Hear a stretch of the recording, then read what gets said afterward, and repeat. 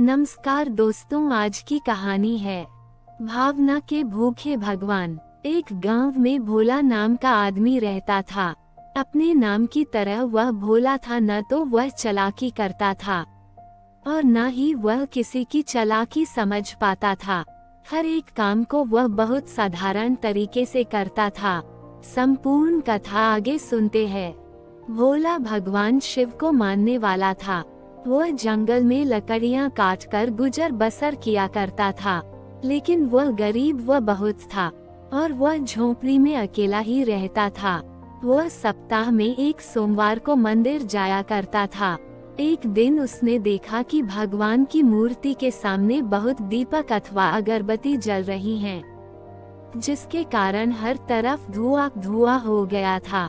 उसे देख भोला भक्त सोचना लगा कि भगवान, ये तो बहुत जयाती है कि प्रभु आपकी आंखें जल रही होंगी, सांस में भी घुटन हो रही होगी।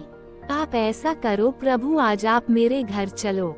आज लकड़ी बेचकर अगर पर्याप्त धन मिल गया तो उससे हम दोनों का खाने का प्रबंध हो जाएगा। उसके भोलेपन और साफ हृदय को देखकर प्रभु उसके सामने साक्षात प्रकट हो गए और बोले, ठीक है, तुम जाकर भोजन बनाओ, जब बन जाए तो मुझे बुला लेना, मैं आ जाऊंगा। इसके बाद वो खुशी खुशी घर गया और भोजन की तैयारी करने लगा।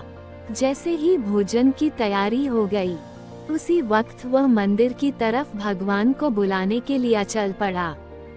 थोड़ी दूर ही गया था, उसे रास्ते में एक बालक मिला। वह बोला, मुझे बहुत भूख लगी है। फिर क्या, भोले भक्त को उस पे दया आ गई और वह उसे अपने साथ अपने घर ले गया और बेहद प्रेम से उसने उसे भोजन करवाया। भोजन करवाने के बाद वह फिर से मंदिर की तरफ चल पड़ा। रास्ते में उसे एक बुढ़िया मिल गई और बोली, मैं बहुत दिन से भूखी हूँ, अगर कुछ खाने को मिल जाता तो तुम्हारा भला हो जाएगा। वह फिर उसे अपने साथ घर ले गया और उसे भोजन खिलाया और आशीर्वाद प्राप्त किया। अब भोले के घर का राशन खत्म हो गया तो वह लाला की दुकान पर राशन लेने गया। जैसे ही उसने अपना सारा वृत्तांत लाला को बताया तो वह उस पर हंसने लगा कि भगवान भी कभी किसी के घर खाना खाने आते हैं। भोले भक्त बहुत मजाक उड़ाने के बाद उसने कुछ काम अपने दुकान पर करवाए और उसके बदले राशन भोले को दे दिया। राशन लेने के बाद घर में खाने की तैयारी करने लगा। जैसे ही तैयारी हो गई, वह फिर मंदिर तरफ चल पड़ा। रास्ते में फिर एक बूढ़ा आदमी भूखा प्यासा बैठा था। फिर वह तीसरी बार उसको भी घर ले गया और उसको बहुत प्रेम से भोजन खिलाया। कुछ राशन शेष बचा था। वह फिर चला भगवान को बुलाने और आखिर मंदिर पहुंचा और भगवान को नेता दिया और बोला कि भगवान, चलो, घर में खाना तैयार है, चलो मेरे साथ प्रभु। उससे देख प्रभु बोले कि भोले, मैं तो भोजन 3 बार खा चुका हूँ। भोला भक्त बोला कि हे भगवान, आपको तो मैंने खाना खिलाया ही नहीं, मैं तो मंदिर अभी आया हूँ।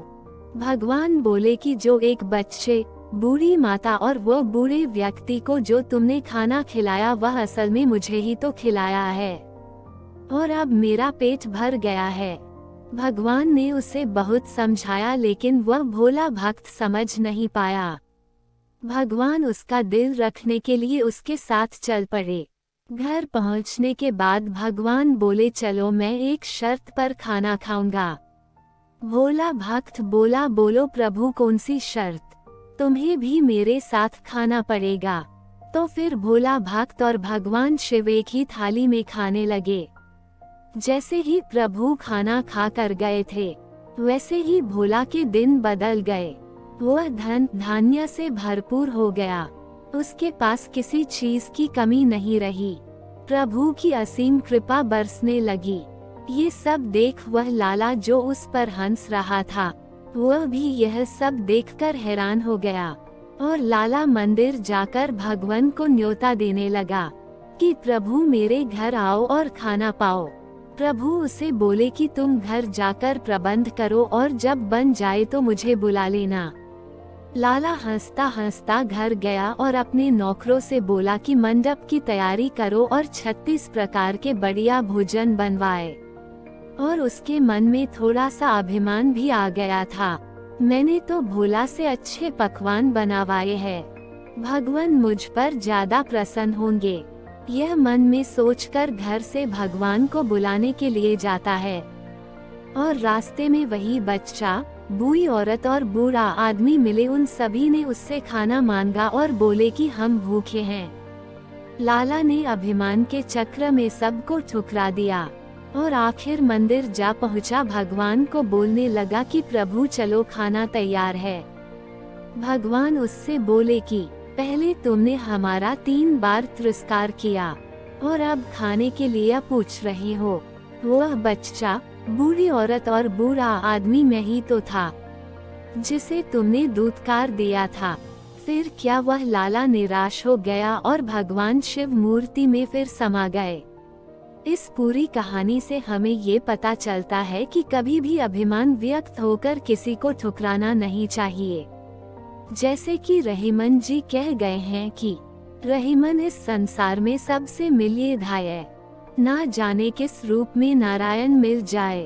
और जीवन में सरलता से ही भगवान की प्राप्ति हो सकती है। जैसे धना भक्त, भोला भक्त की तरह। तो इसलिए हम सबको सरलता और साधारण जीवन व्यक्त करना चाहिए और प्रभु का सिमरन करना चाहिए। वैसे भी जो व्यक्ति अच्छे गुण अथवा उच्च विचारों वाला होता है, ज्यादातर भगवान उसको ही प्राप्त होते हैं। दोस्तों, आशा करती हूँ कि आपको हिंदी कहानी भावना के भूखे भगवान पसंद आई होगी और काफी कुछ सीखने और समझने के लिए मिला होगा। अगर वीडियो पसंद आया है तो वीडियो को लाइक करें, अपने दोस्तों को शेयर करें और ऐसी ही वीडियो देखने के लिए चैनल को सब्सक्राइब जरूर करें और बेल आइकॉन को प्रेस करें ताकि आपको हर वीडियो का नोटिफिकेशन मिलता रहे। धन्यवाद।